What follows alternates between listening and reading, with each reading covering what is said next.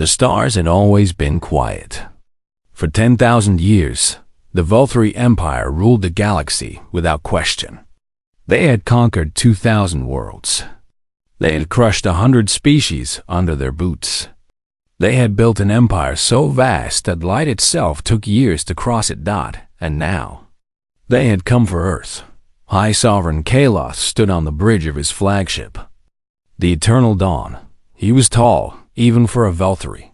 His gray skin stretched tight over sharp bones. His 4 eyes glowed yellow in the dim light of the command deck. Around him, officers moved with quiet fear. No one spoke unless spoken to. No one dared. Through the massive viewing window, Earth hung like a blue jewel against the black void. Kaloth studied it with disgust. Such a small planet. Such weak creatures living on it. The humans had only reached their own moon. They still burned dead plants for energy. They still killed each other over invisible lines on maps. Primitive, Kaloth said. The word dripped with contempt. His admiral, a scarred veteran named Vorth, stepped forward. The fleet is in position, High Sovereign. 500 warships. The humans have detected us. They are attempting communication. Kaloth smiled. It was not a kind smile. Let me hear them beg. The communication screen flickered to life. A human female appeared. She wore a dark uniform and sat in a room filled with other humans. Her face was calm, but Kaloth could see fear in her eyes. He fed on that fear. This is Secretary General Chun of the United Nations, the woman said. We come in peace. We wish to open diplomatic relations with your people. There is no need for conflict. Kaloth laughed. The sound echoed across the bridge. His officers joined in, though their laughter was nervous. Peace, Kaloth repeated. You speak of peace while you cannot even unite your own planet. You fight wars over patches of dirt. You pollute your own air. You are children playing with matches, and you dare speak to the Vulyri of peace. Secretary General Chun leaned forward. We are willing to negotiate. Whatever you want, we can discuss it. Please. There are 8 billion people on this planet. Families, children. We only ask for a chance to talk. Kaloth waved his hand. The gesture was lazy, dismissive. The Vulyri do not negotiate with insects. Your planet has resources we require.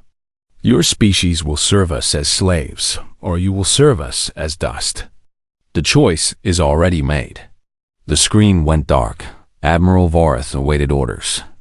The entire bridge held its breath. Begin the demonstration, Kaloth commanded. Destroy one of their major cities. Let them understand what they face. The first plasma beam fell from the sky like the finger of an angry god. It struck New York City at 3 in the afternoon local time. The beam was a mile wide. Everything it touched simply ceased to exist. Buildings vanished. Streets melted. Millions of people died before they could even scream.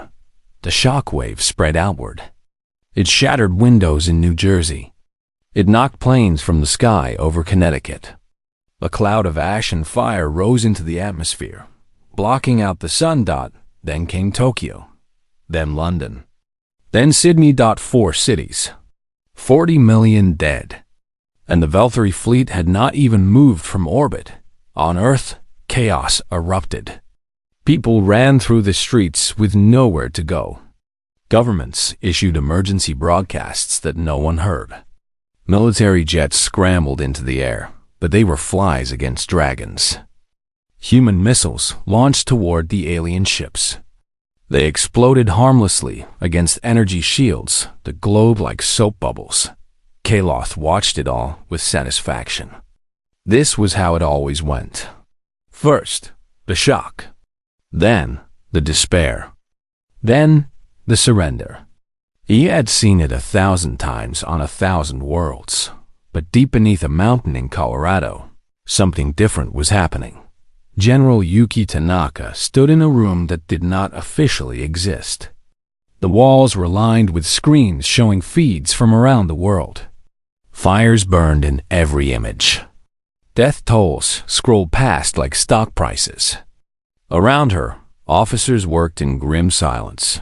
A young captain approached her. His face was pale. "General, we have confirmed the casualties. Over 40 million dead. The president is requesting a full nuclear response." Tanaka shook her head. "Nuclear weapons will not scratch those shields. We knew this day would come. We prepared for this day." She turned to face a large red panel on the wall. "Contact the president. Tell him it is time for Protocol Prometheus." 20 minutes later, Tanaka had authorization. She pressed her palm against a scanner. She entered a code that only 7 people on Earth knew. She spoke a phrase in a language that had been dead for 3,000 years. The mountains shook across the world. Things began to wake up. In the Nevada desert, a door opened in the sand. In the deep Pacific Ocean, shapes rose from the darkness. In orbit around Neptune, where no human ship had ever officially traveled, lights flickered on inside massive structures that had waited for 70 years. "Send the message," Tanaka ordered. "All Prometheus assets. All stations. Code Black, this is not a drill." On the bridge of the Eternal Dawn, a sensor officer frowned at his console. Something was wrong. New readings were appearing. Energy signatures that had not been there moments before. "High Sovereign," the officer said, his voice uncertain. "We are detecting anomalies." Kaloth barely glanced at him. "Explain." "There are power sources activating across the planet and in space, beyond their moon. The readings are—" The officer trailed off. His 4 eyes went wide. "This is impossible." Kaloth walked to the sensor station. He looked at the data. For the first time in his long life, he felt something cold crawl up his spine. The humans had ships. Real ships. Not the primitive rockets they had been playing with. These were warships. Hundreds of them. They were appearing from nowhere, ripping through the fabric of space itself. Where did these come from? Kaloth demanded. How do they have this technology? No one answered. No one could. Admiral Vareth stared at the tactical display. His voice was a whisper. "High Sovereign, those weapon signatures, they match our own. No, they exceed our own." Below them, on the burning earth, General Tanaka looked up at the sky. She knew the Vulyri were watching. She knew they were finally beginning to understand. Humanity had been hiding, playing weak, pretending to be primitive. For 70 years, they had prepared for this moment. They had built their weapons in secret. They had trained their soldiers in shadow. They had waited with the patience of predators. Tanaka allowed herself a small smile. "You wanted a war," she said quietly. "Now you have one." The trap was sprung. The hunt was about to begin. And the Vulyri Empire, for the first time in 10,000 years, was the prey. The year was 1954 when everything changed for humanity. A Vulyri scout ship crashed in the desert of New Mexico. The pilot was dead on impact, but the ship was mostly intact. The United States military found it first. They brought scientists. They brought soldiers. They brought questions that would take decades to answer. The ship was small, meant for only one passenger. But the technology inside was beyond anything humans had ever imagined. Energy shields. Faster than light engines. Weapons that could cut through steel like butter. The scientists worked in secret bunkers, taking apart every piece, trying to understand how it all worked. It took them 15 years just to understand the basic principles. It took another 20 years to build their first prototype ship. But they did it. Humanity learned. Humanity adapted. Humanity prepared. The crash ship also contained star maps. These maps showed the Vulyri Empire in all its terrible glory. 2,000 conquered worlds, hundreds of enslaved species, an armada that numbered in the millions. The humans understood immediately what this meant. Somewhere out there, an empire existed that would one day come for Earth. So they made a decision. They would hide their progress. They would pretend to still be primitive. They would build rockets that used ancient technology while secretly constructing warships that could match any enemy. It was the greatest deception in human history. General Tanaka knew this history by heart. Her grandmother had been one of the first scientists to work on the alien ship. The knowledge had passed down through her family like a sacred duty. Now, standing in the command center beneath the mountain, she was about to see that duty fulfilled. Status report, she ordered. Colonel Marcus Webb, her second-in-command, pulled up a holographic display. The image showed Earth surrounded by red dots. Each dot was a Vulyri warship. But now, blue dots were appearing. Humanity's hidden fleet was revealing itself. The Prometheus fleet is fully deployed, Webb said. 212 warships. All systems operational. The Vulyri have not moved yet. I think we surprised them. Tanaka nodded. What about our ground forces? The Titan divisions are mobilizing. Power armor units are ready for deployment. We also have confirmation from the Neptune station. The big guns are online. The Neptune station was humanity's greatest secret. A massive weapons platform hidden in the outer solar system. It had been built over 40 years using technology that made the original Vulyri ship look like a toy. The station held weapons that could destroy planets. Weapons that humanity hoped they would never have to use. But today, hope was not enough. On the bridge of the Eternal Dawn, High Sovereign Kaloth was trying to understand what was happening. His tactical officers were shouting numbers at him. His communication officers were receiving distress calls from ships across the fleet. Everything was falling apart. How? Kaloth demanded. How do they have this technology? Our scouts reported they were primitive. They had no space fleet. They had nothing. Admiral Vorath studied the enemy ships on the display. His face was gray with shock. They hid it from us. All these years, they hid it. The energy signatures. These ships are not copies of our technology. They have improved it. Their weapons are more powerful. Their shields are stronger. Impossible, Kaloth growled. We are the Vulyri. We have conquered the galaxy. These are insects, apes. They cannot. A massive impact shook the flagship. Alarms screamed. Lights flickered. Report. Kaloth shouted. Direct hit to our forward shields, an officer called out. Shield integrity down to 60%. One shot. One shot did that. Kaloth stared at the display. A single human warship had fired a single beam. And that single beam had nearly broken through his shields in one strike. His flagship had shields that could withstand hours of bombardment. This should not be possible. Return fire, he ordered. All ships, concentrate on that vessel. 50 Vulyri warships turned their weapons on the human ship that had dared to attack. Plasma beams and missiles flew through space. The firepower was enough to crack a small moon. The human ship did not even try to dodge. It flew straight into the barrage. Its shields flickered, glowed, and held. When the light cleared, the ship was undamaged. It fired again. 2 Vulyri cruisers exploded in balls of fire in the command center on Earth. General Tanaka watched the battle unfold. Her people were winning. After decades of hiding, after generations of sacrifice, humanity was finally showing its true strength. General, Colonel Webb said, we are receiving a transmission from the Vulyri flagship. I think they want to negotiate. Tanaka almost laughed. Now they want to talk? After killing 40 million of our people? What should I tell them? Tanaka thought about her grandmother.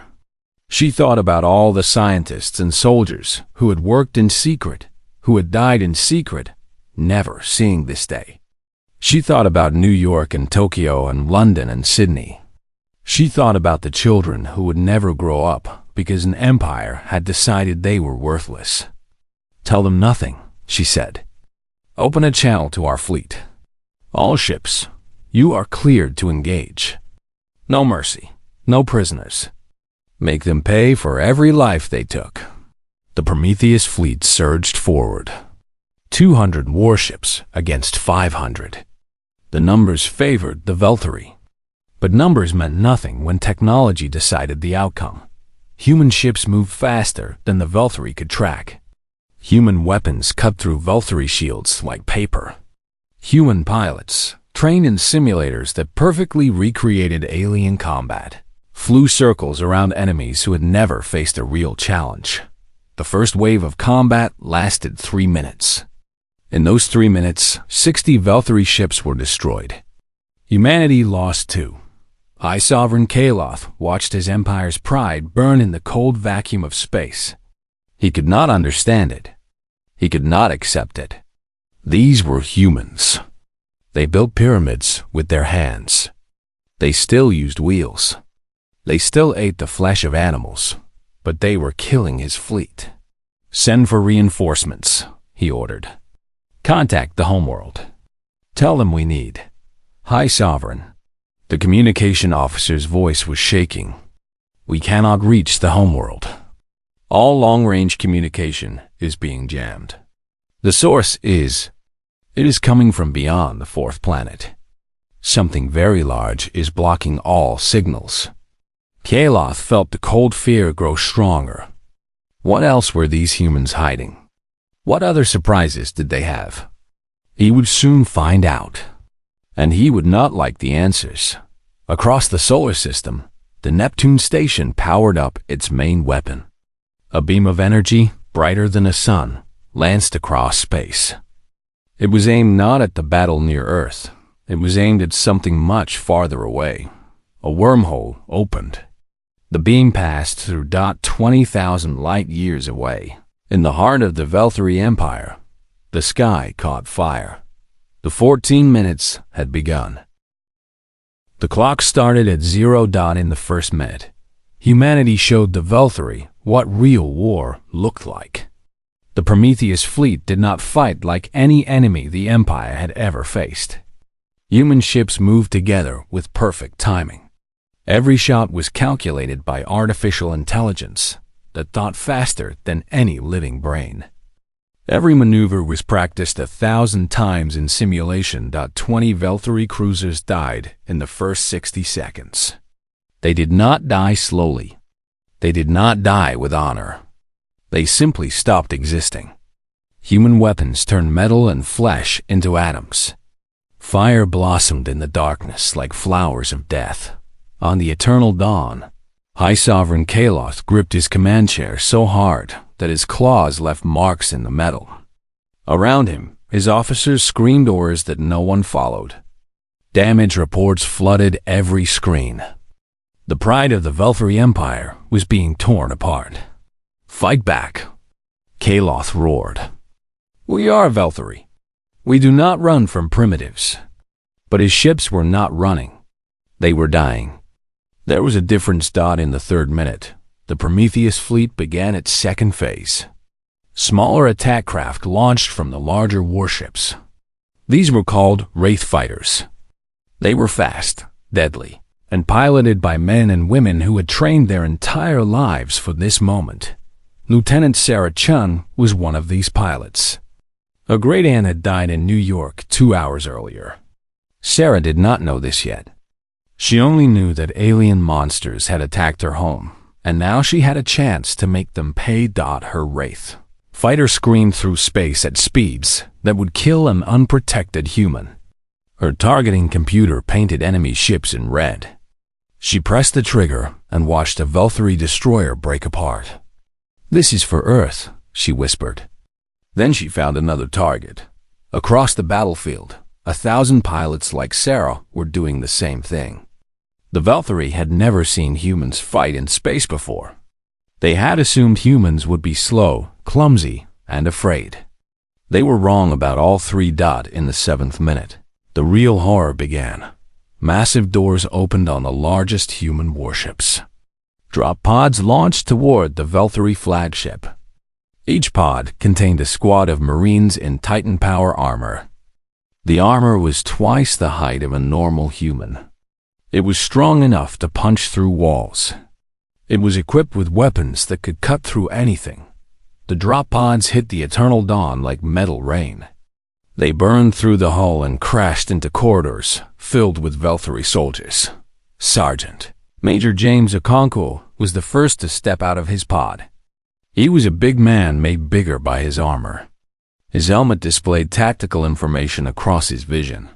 40 enemy contacts ahead. His weapon hummed with energy. "Clear the deck," he ordered his squad. No survivors. The Vulyri soldiers fired their weapons. The plasma bolts splashed against Titan armor and did nothing. The Marines fired back. Vulyri soldiers flew apart in sprays of purple blood. It was not a battle. It was an execution. In the 10th minute, everything changed. High Sovereign Kaloth received a message that broke his mind.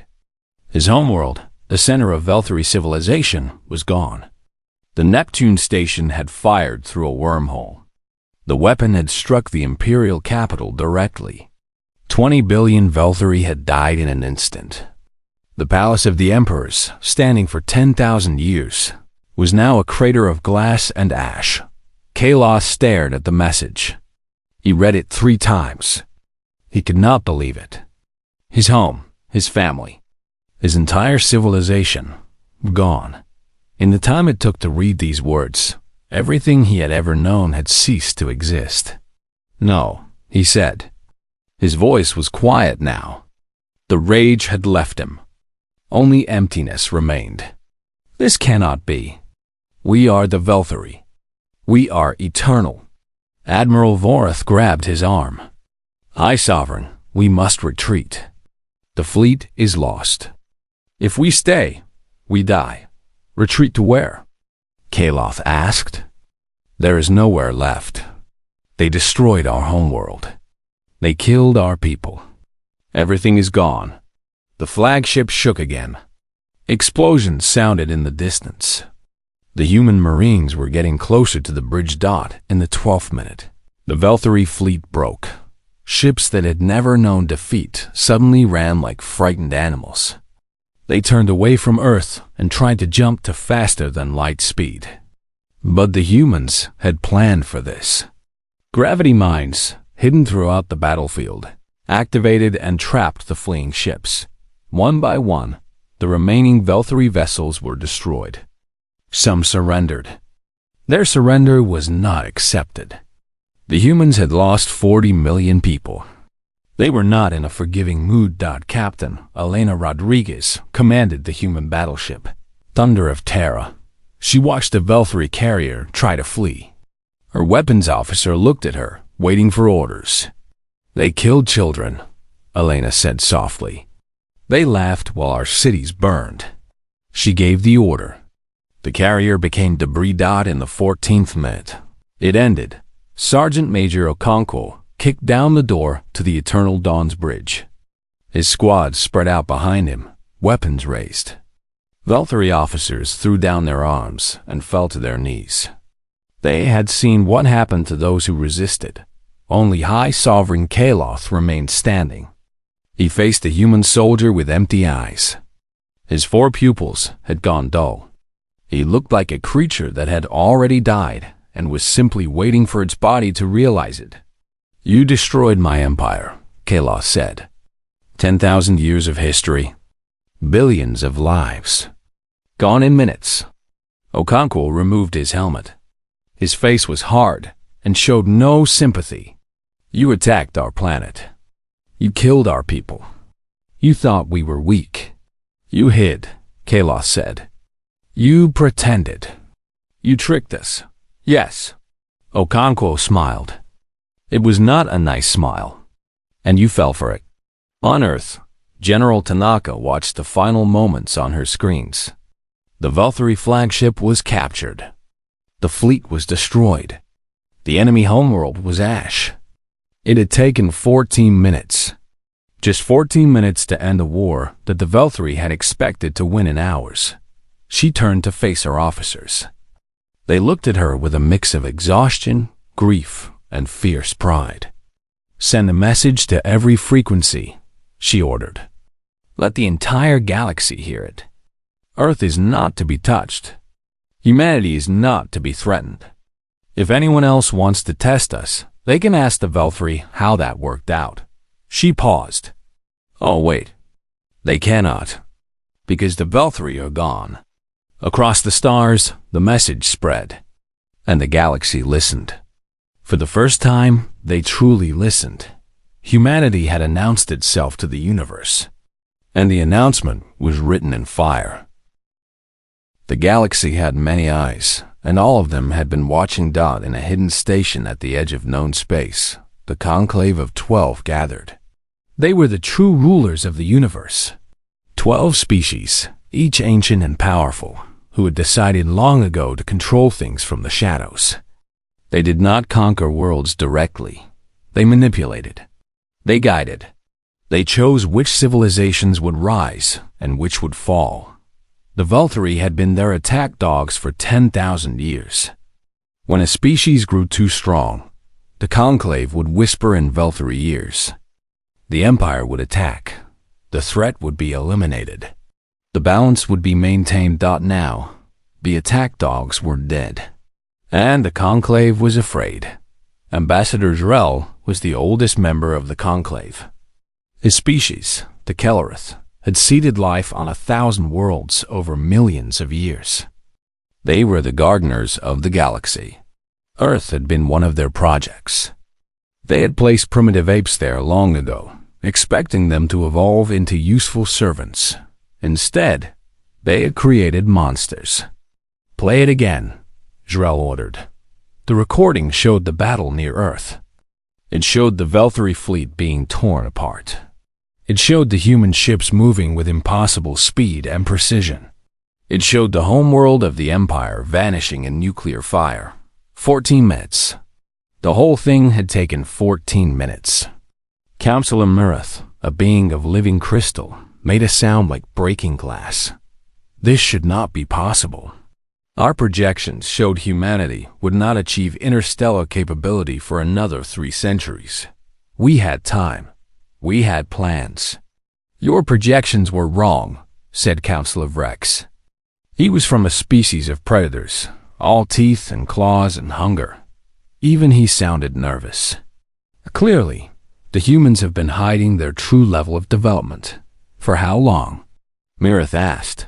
Drell closed his many eyes. "At least 70 years. Perhaps longer. They found the crashed Vulyri scout ship and reverse-engineered everything. Then they pretended to still be primitive. They fooled us. They fooled everyone. We should have watched them more closely," Rex growled. "We should have seen this coming." "We watched them constantly," another counselor said. "We saw their rockets. We saw their satellites. We saw their little robots rolling on other planets. We saw exactly what they wanted us to see." Silence fell over the chamber. The 12 most powerful beings in the galaxy sat in that silence and felt something they had not felt in ages. Fear. Real, honest fear. In another part of the galaxy, the Karath Collective received the news. They were a hive mind, billions of insect creatures sharing one consciousness. They had been planning to expand into human space within the next century. The humans had rich planets, good resources, soft bodies that would be easy to harvest. The collective changed its plans immediately. Human space was now marked as Forbidden's territory. No Karath ship would go near it. No Karath scout would even look in that direction. The humans had destroyed an empire in 14 minutes.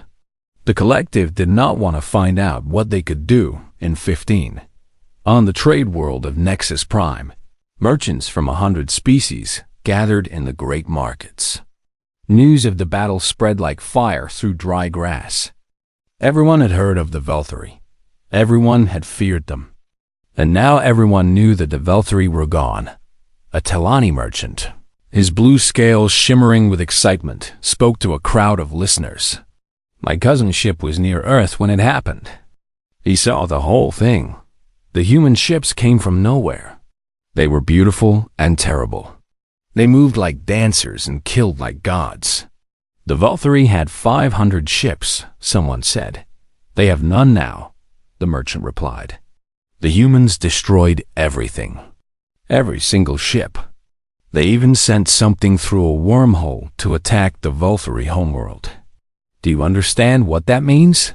They can strike anywhere in the galaxy instantly. No one is safe from them. Panic spread through the market. Species that had never worried about Earth now scrambled to learn everything they could about humans. What did they want? What did they hate? How could they be appeased?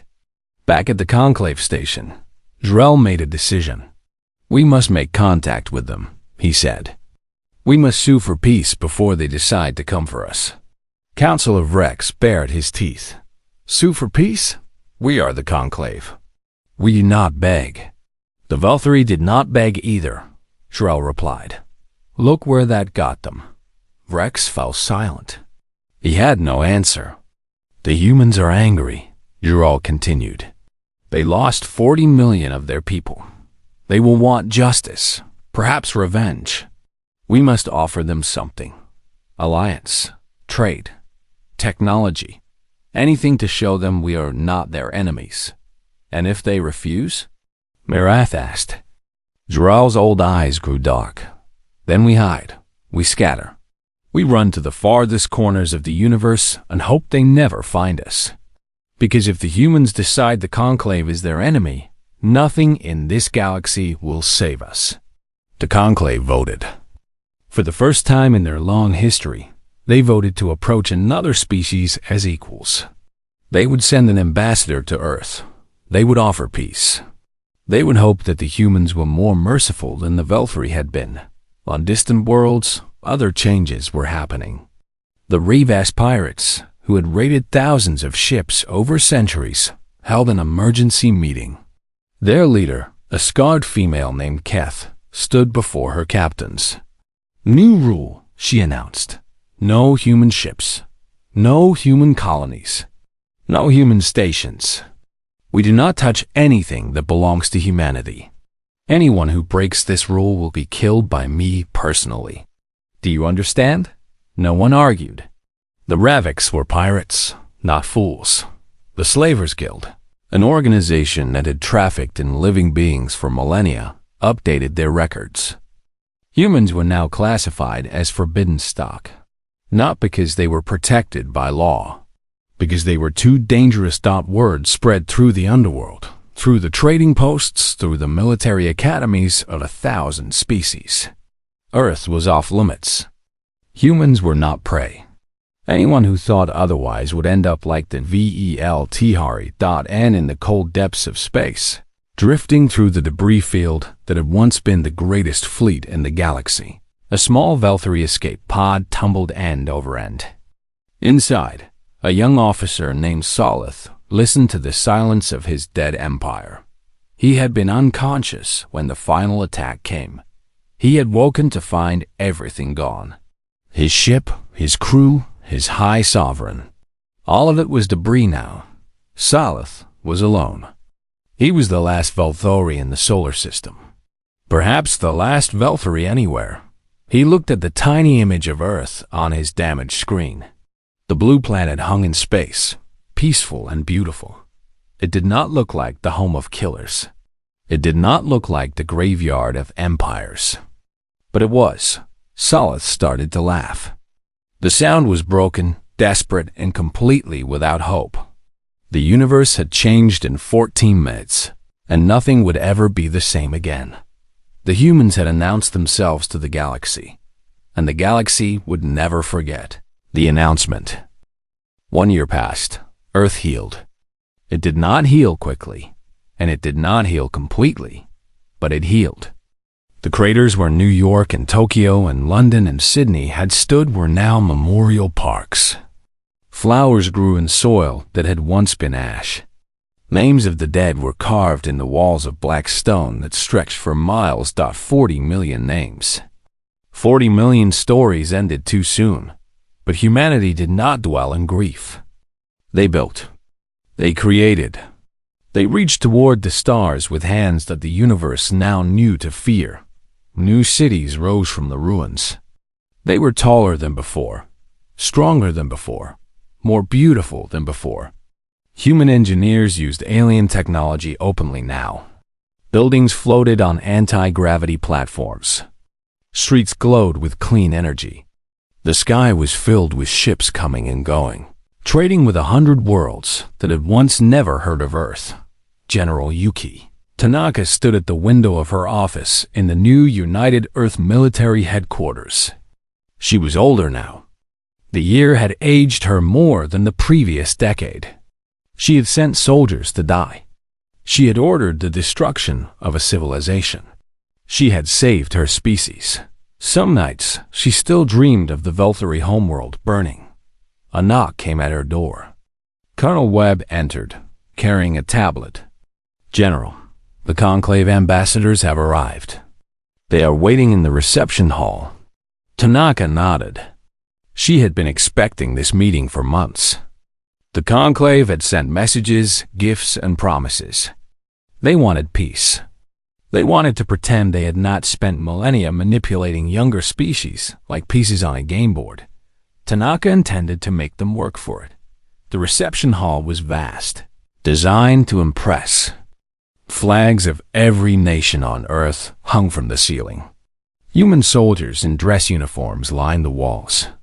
At the center of the room, 12 alien figures waited.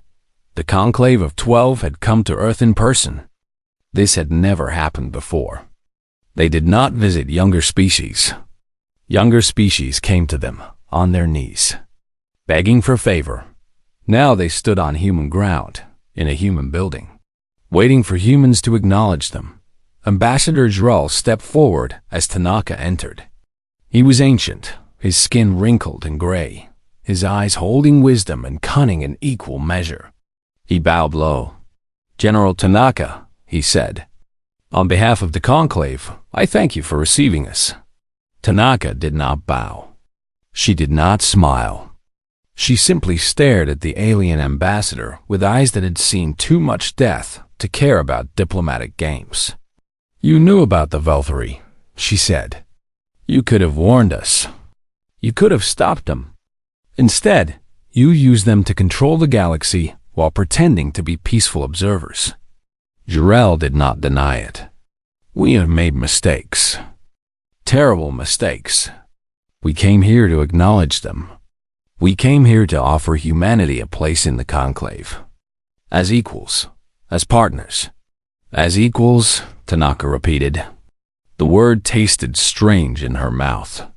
"The Conclave has existed for millions of years. You have controlled hundreds of civilizations. And now you want us to believe you see us as equals?"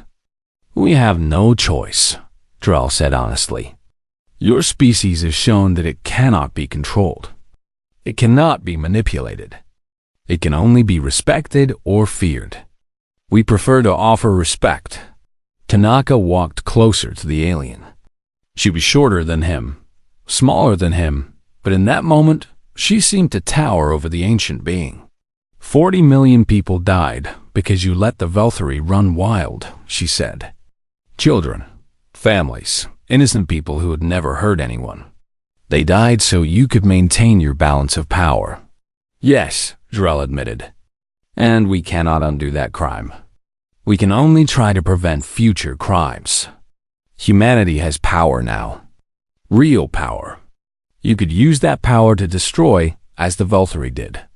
Or you could use it to build something better. And you think we need your guidance to do that?" Drell shook his head. "No, we think we need your guidance. The galaxy is changing. Old powers are falling. New threats are rising. Humanity has shown that it can face any enemy and win. The Conclave does not want you as servants. We want you as partners." Tanaka was silent for a long moment. She thought about the war. She thought about the dead. She thought about what kind of future her people would build. "We will consider your offer," she finally said. "But understand this. Humanity does not forgive easily. We do not forget at all. If the Conclave ever threatens Earth again, if any member of your organization ever harms our people, we will not stop at one empire. We will burn every world that stands against us." Jural nodded. He had expected nothing less. "We understand, General, and we accept your terms." The meeting ended with handshakes, not weapons. It was progress. Perhaps it was even hope. Months later, the first human ambassador took her seat in the conclave chamber. Her name was Dr. Amara Okafor. She was a diplomat, a scientist, and a survivor of the Sydney attack. She walked into the chamber with a scar on her face and steel in her eyes. The other counselors watched her with a mixture of respect and fear. This small, soft-looking creature represented a species that had ended an empire in 14 minutes. They would be very careful around her. Dr. Okafor took her seat and looked around the chamber. 12 species, each ancient and powerful, now counted humans among their number. It was a new age, a new beginning. On Earth, life continued. Children played in parks built on the graves of cities. Students learned about the HFY War in history classes. Young people dreamed of exploring the stars, not as weak primitives hiding their strength, but as proud members of a galactic civilization. General Tanaka retired. She bought a small house in the Japanese countryside, near where her grandmother had been born. She planted a garden and watched the sunrise, and tried not to dream about burning worlds. One evening, a young reporter came to interview her. The reporter asked what message Tanaka had for future generations. Tanaka thought for a long time before answering. "We were sheep once," she said. "We pretended to be harmless. We let the wolves think they could eat us whenever they wanted. But we were never really sheep. We were wolves ourselves, wearing wool and waiting." She looked up at the stars, now filled with human ships and human stations and human hope. The universe knows what we are now. They know that we can be friends or we can be enemies, but we will never be victims again. That is the lesson of the HFY War. That is what I want future generations to remember. The reporter nodded and ended the recording. Above them, the stars shone bright. The galaxy was vast and full of wonders and dangers. Humanity was ready for all of it. They had walked through fire and come out stronger. They had faced annihilation and answered with thunder. They had shown the universe what happened when you underestimated the children of Earth. And now, finally, they were home among the stars, where they belonged, where they would stay. Forever.